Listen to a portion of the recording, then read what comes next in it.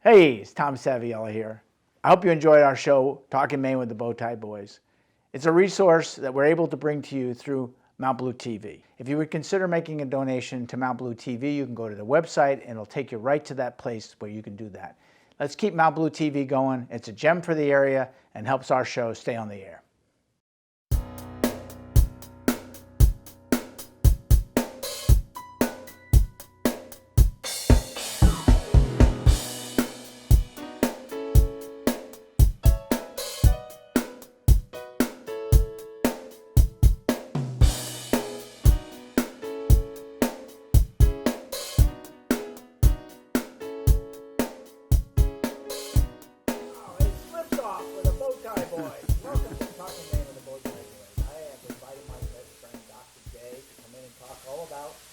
COVID-19. We're just reminiscing that it was just about a year ago to the day. Almost. 6 months. 6 months. Oh, 6 months. 6 months. It was in March. That you came and we talked about it, and then boom, it really came down.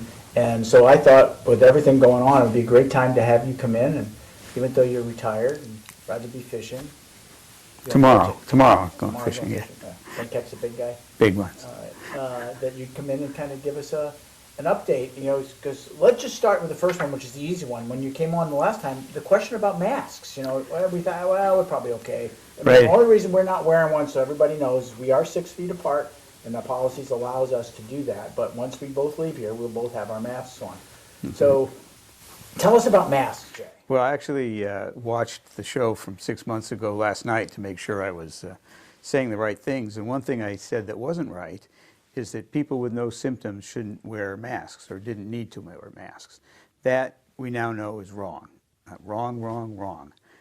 People should be wearing masks when they're indoors, when they can't socially distance. When you're outside, again, if you're distanced, it's probably not that important. Certainly when you go inside a store, when you go shopping, when you're interacting with other people, you ought to be wearing a mask. And I was telling you that the mask I have, okay, custom-made mask. Or they measure your face, they put it on custom? Well, she sort of altered it. $15, okay? I have a friend from New Hampshire who was in the intensive care unit on a ventilator for 18 days and on dialysis. His hospital bill is hundreds of thousands of dollars. He almost died more than once. $15 buys you a whole lot of protection. And Jay, the protection is it's both for you as well as the general public that you might run into. It's protecting you from getting something coming in, and it's protecting the public if you're non-symptomatic. Your breathing and so forth will stop the COVIDs from getting through. Right, and we used to think that it primarily protected the public, that the viral particles were trapped in the mask if you had the disease. It probably also decreases your risk of getting COVID if you encounter someone with it. Now, this COVID organism is so different than the flu. I think we talked about that, but. And we all see the pictures with the little spokes or suction cups on the inside. So how is it different than the flu virus? Well, they're both viruses, okay? So the antibiotics doesn't affect them, don't do anything. The flu primarily is a respiratory illness. So starts in your nose and throat, can work its way down to your lungs. People who have serious complications with the flu, usually have pneumonia. And I was reading that there's a bacteria called H flu, Haemophilus influenza, and it was discovered in the 1890s and was thought to be the cause of influenza, thought to be the cause of the flu. But it turns out that it was a common bacteria that was found in people's lungs when they had complications from the flu.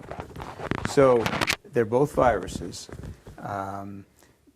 The difference with COVID is it starts the same in your respiratory tract, and it also goes on to cause pneumonia.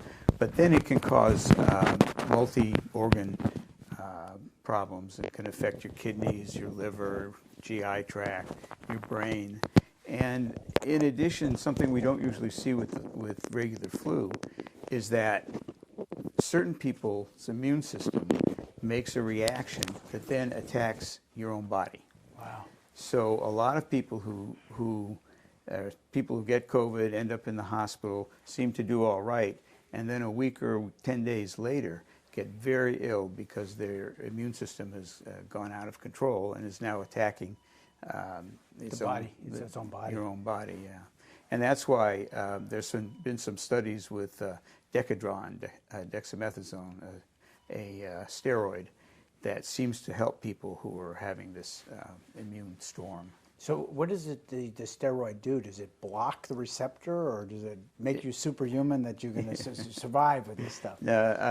Steroids like that decrease the T cells, the part of the immune system, and so they interrupt that immune response. Attack. Oh, wow.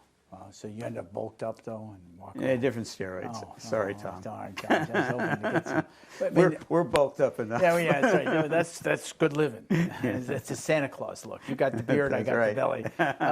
And then it's interesting because the way this thing attacks the lungs, that's the one huge thing that one of the people like your friend had to go on the respirator because they couldn't get enough oxygen into their system. Right. Because those little suction cups or whatever, do they adhere to the cell wall? Or do the people The little spikes are how the virus attaches to your cell. cell, and then it's taken into the cell, and then it takes over the cell and it causes the cell to make more virus particles. And then your body is trying to fight that, so that inflammatory reaction is what we call pneumonia. And there's fluid in the lungs and some destruction of the smaller airways. Oh, I see. Okay, so pneumonia in its general sense is, in this case, is being used as a general word to describe the symptom. It's not pneummonia as whatever. Well, pneumonia is an infection of the Infection, lungs, so yeah. it can be viral, it can be bacterial, fungal, whatever. Wow, it's nasty, and you know, flu season's coming up. So the first thing you would tell everybody: get a flu shot. Get a flu shot, And- please. Yeah, please. And I know Dr. Pien told me that wait until about the middle of October before you get it because it's only good Yes. for about 6 months. Right. So getting it now, you're going to run out of it still in flu season. Yeah. Maine usually has a late flu season, so February, March. They do have the vaccine in stock in some of the pharmacies I've been in. I'm not sure whether it's in stock at the hospital yet. There are also different doses of the flu vaccine, and us older folks should probably be getting the high-dose vaccine. What do you mean older? We're mature. We're vintage. Us vintage folks. That's not what my wife says, but Well, we're vintage folks. Vintage folks, We right. should get the so. we're like vinyl records. Yeah, that's right. 8 tracks, not quite. So the flu vaccine that intrigues me because that's a virus too, isn't it? Or is that not a virus? Right, It's a influenza is a virus, So different virus. But it tells your body to build an immune system to it, or so it can to fight it. build antibodies to it, yeah. So it's going to be, there is nothing like that. That's what they're working on these different vaccines. So maybe we should take a minute and whether Sure. you looked into some of the different vaccines that are being discussed out there, because you've got the antibody vaccine, you've got the disruptor vaccine. I mean, I get confused, and according to some people, they're going to be available yesterday. Right. But you could drink chlorine. Yeah, good drink, yeah, Clorox. Yeah, Clorox, yeah. So, Lysol is good yeah, too. so what are the different kinds of theories around the vaccines? So in order to have a successful vaccine, you've got to give something to you or I that will cause our bodies to make an immune reaction, to make antibodies against the virus, so that when we see the virus for real, our immune systems will recognize it as, hey, we've been here before, and start up the engines to make antibodies and to make cells that kill virus.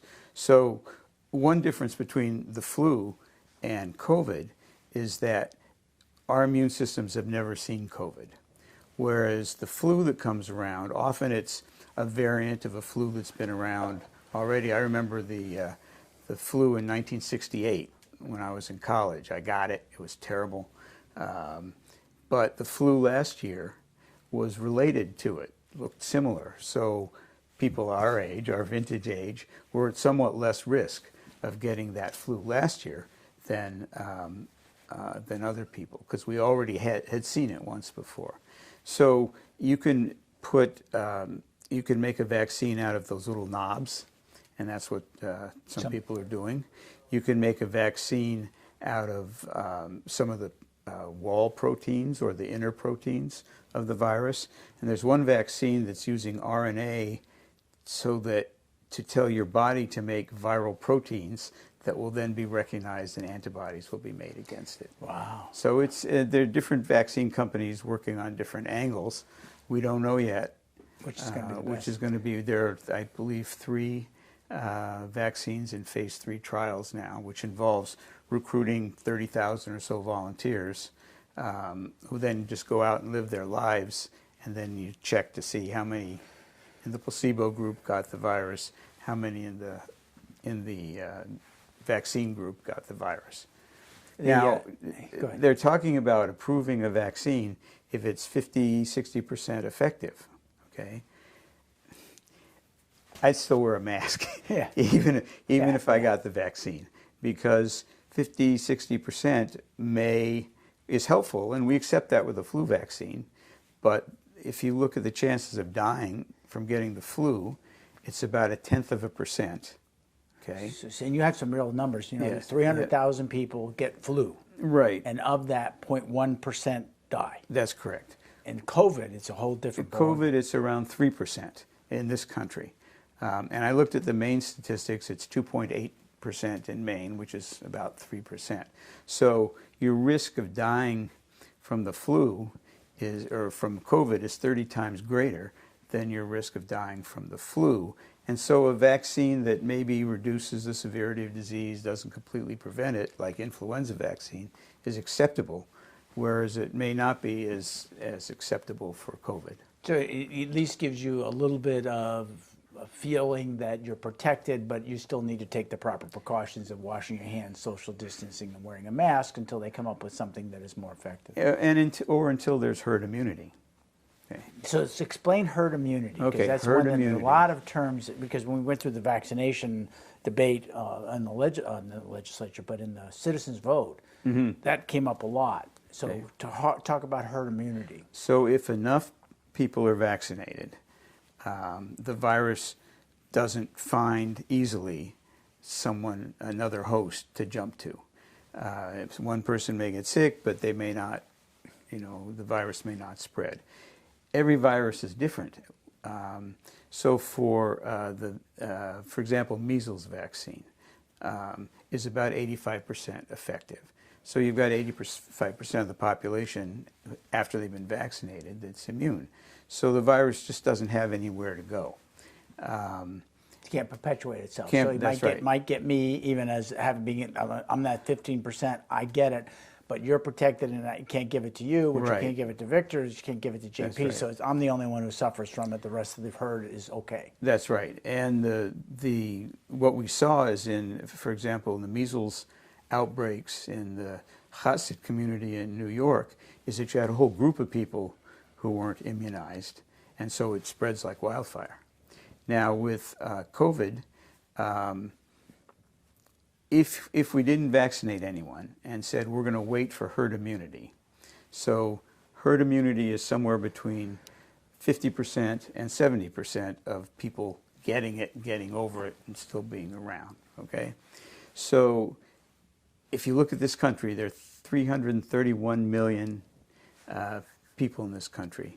Say 50% of them get it, okay, with a rate of dying 3%. of 3%, that's, what's the math? 1.3 million. That's a lot of people. Yeah. If you look at a 70% people getting it before you get herd immunity, you're talking about almost 7 million people dying in this country. Now, 200,000 people, we're almost up to 200,000, probably will be this week, have died of this disease. That's 200,000 people. Think of 7 million people dying in this country in order to get so-called herd immunity. Wow. It's without the vaccine. That's without a vaccine, right? Wow, that's pretty significant. Yeah. I mean, it's a danger, but people don't recognize, because Franklin County even before Janet put the rules into place, because as I told you one time, I was following the New York Times stuff that they stopped publishing it, but we're doing calculations for the county, and you could see we had the peak.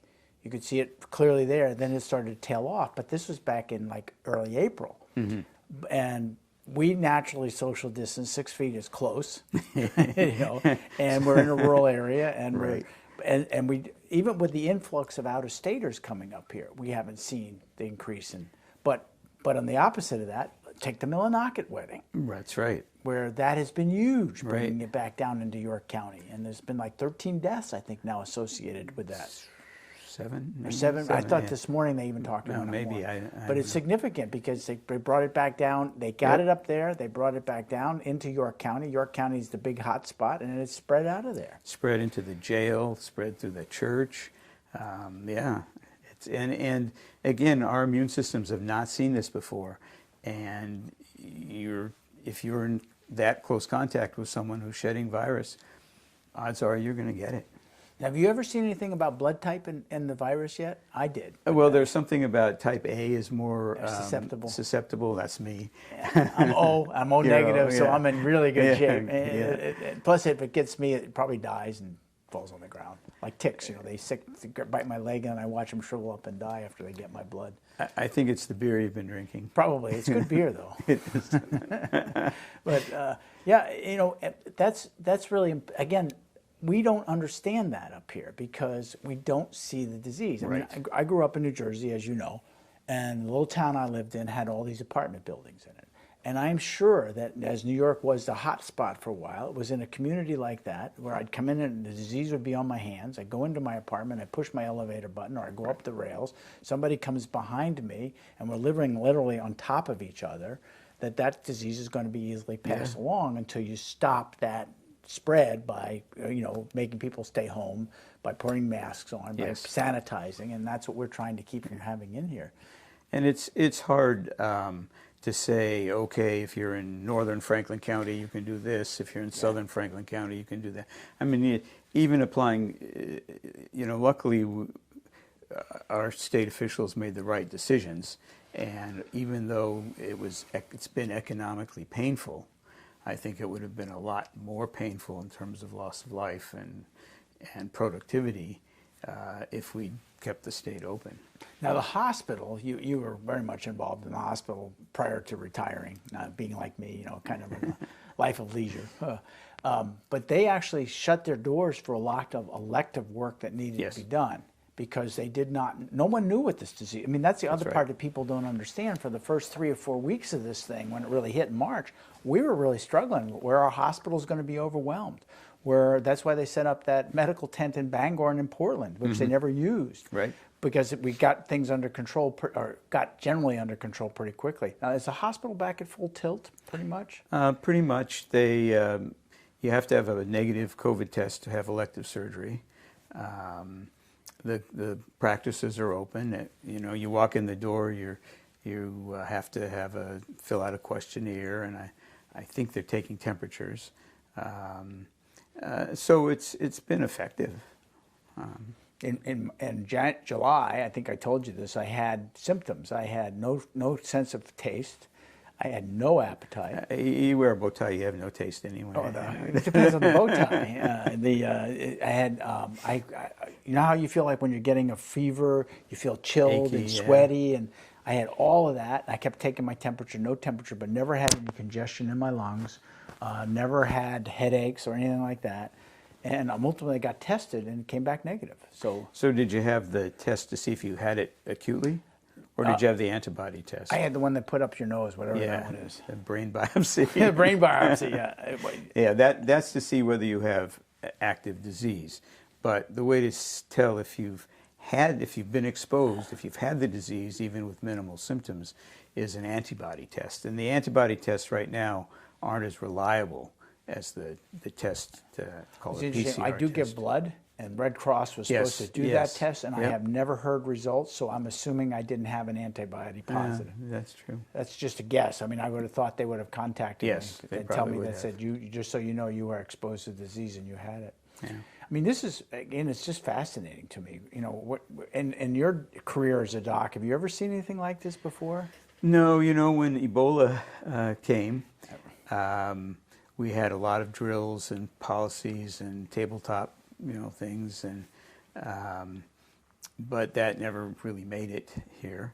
The swine flu, we had some plans, but this is the real deal. Yeah, and M1N1, whatever it was. H1N1. H1, that yeah. was the big one that was going to come in. Yep. Well, that was related to the swine flu anyway, wasn't it? So, and it just, did that populate? I'm trying to remember. Did it just collapse? Yeah, it turned out not to be as bad. Because every year we hear about the new flu at some place Right, that started, right, like the right. swine flu or the Hong Kong flu or whatever, and that's going to head our way and it's going to be devastating. And SARS and MERS, which are related to COVID, never really made it to this country. So what's the difference between SARS and MERS and COVID? Not much? Well, they're very similar viruses. We don't know why this one took off and the other ones didn't as No much. kidding. Huh. Yeah. That's interesting. I mean, and how It could be that the SARS virus, which took quite a toll in China, Right. mutated to be nothing. You know, to be nothing. And this one hasn't mutated yet, This right? one, no, there have been, and that's something that everyone's worrying about, because if it was like the flu and mutated rapidly, then you'd spend all this time developing a vaccine. By the time it's out, the virus has changed. But it seems to have mutated a little bit, but not to affect its virulence. Wow. Again, it's just, it's never, you know, do you ever read the book, The Andromeda Strain? Oh, yeah. I mean, this is like the Andromeda strain, but in that case, only the babies and the old people live. Right, right. Now the old people are dying of Yeah. this disease. So, anything about preconditions that have an effect on this disease? Well, anything that affects your lungs, if your lungs aren't healthy to start with, then it could be worse. Your heart. Diabetes in general suppresses the immune system, as does cigarette smoking.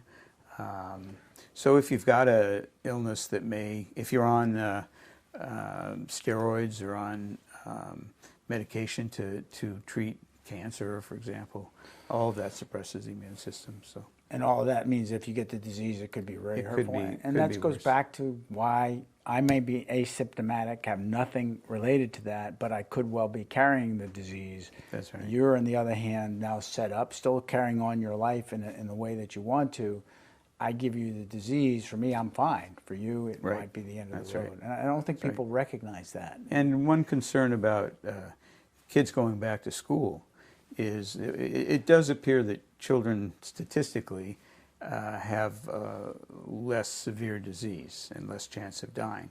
But they get sick, they bring it home to their parents give it to their parents, and it has bad consequences. So. And we were talking about sports, as we both know, that recently SAD 9 made a decision not to have any sports programs, and we're going to do intramurals.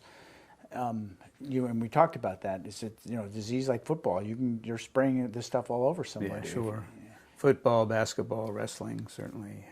All the good sports. Yeah. Except for basketball. I stink at that. I never was much of a basketball player. I wrestling. was the basketball. Yeah, the basketball. Yeah. No, the sports question is tough, and I'm sure it was a tough decision. Either way, there are risks and benefits, and it's a hard one to second guess. So I won't. Yeah, no, and I only worry about the kids that need the action, the activity. Yeah. And that was, some of them, is their focal point. That's why they went to school. And now if that's not there, what happens to them? And now they are going to create an intramural program, which I think is good. But it's my ultimate fear is like UMF and so forth. You're going to have an infection, something's going to happen, and the school's going to close down. At least they have a plan. I mean, if Right. that happens, they're ready to go to remote learning, which Yeah. will happen out there.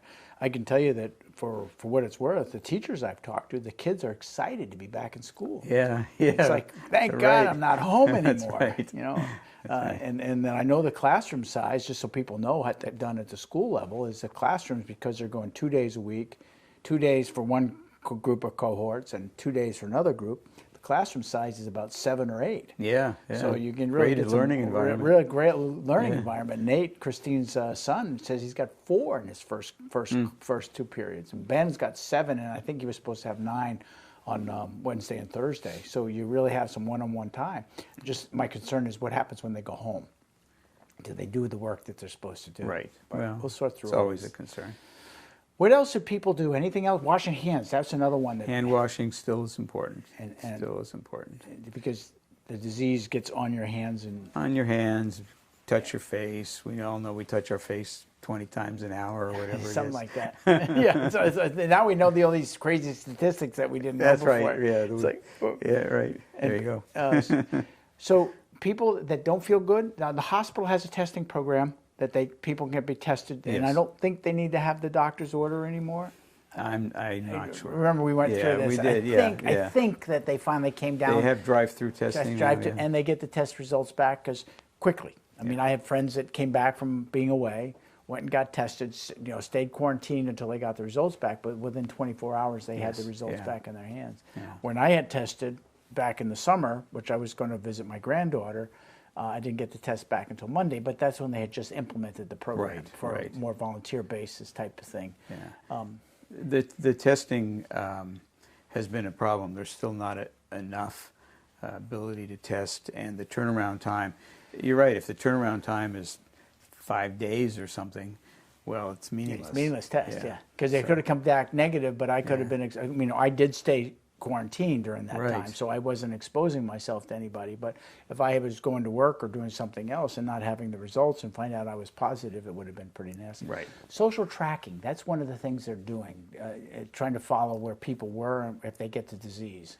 With the apps, you mean? Well, the apps, and then if you go to the restaurants, you actually have to Yes. sign in Yep. who you are so they can get in touch with you Yes. if there's been an Yeah. exposure, so they can track where it has. That's how they followed the Millinocket issue. And the CDC hired, I believe, 100 contact tracers, and they are asking now for volunteers. There's an emergency volunteer medical group that they can tap for volunteers to do contact tracing, and it'll all be done by phone. It won't be done in person. It's interesting how all of this, like Zoom, when they came out with that, Yeah, it's yeah. like they just came out with that as a new tool, and then all of Yeah. a sudden it's become one of the most valuable tools. Yeah, we that should are have out bought there. stock in it. Should have, Jesus, man, it's really exploded because without it, and I think what's really changed from a business standpoint, it used to be the traditional come to the office and work. Right. What they found out is that they can send their people home and work. So if I'm an owner of a couple big businesses, build buildings for businesses, I'd be looking Yeah. for a way to either repurpose them or Yes. get rid of them because Yeah. they aren't going to come back. No, it's going to change the way people work. And the people appear to be as productive at home as they were in the office, which meant that people weren't very productive in the office, probably. Well- I mean, if you look what happens in an office, there's a lot of socializing, a lot of, coffee breaks. The only and thing I things. needed is the structure. I guess Yeah. I needed the structure. I knew I was going to the office. I knew I was going to do my work because I would be tempted if I'm working on a project at home and say, "Oh, I got 5 minutes. Let me go work on that project." The next thing Yeah. it grows to 10 or 15 or an hour. What I used to go from meeting to meeting, but what I would have missed by working at home is being up and around talking to people who were working. And, of course, with the hospital, they were necessary workers, so they had to show up. Yeah. So, Jay, as we get close to the end of the show, what words would you leave to the general public that might be watching this that they should do? to Okay, protect so them? first of all, one of the most distressing things to me about this is the way that masks became a political issue. Okay, again, $15 saves you. It's like Geico. $15 saves you hundreds of thousands of dollars in hospital charges, and it's in other disasters in this country, people have come together, worked together. After 9/11, the whole country came together.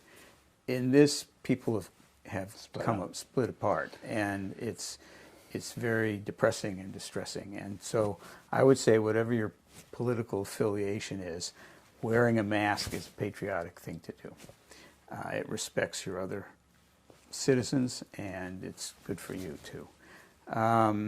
Get a flu shot, wash your hands, and again, there may be a vaccine the first part of the year, but I still wouldn't completely modify my behavior until herd immunity is until there's herd immunity. Perfect. Thank you. We give My do pleasure. do a fist bump.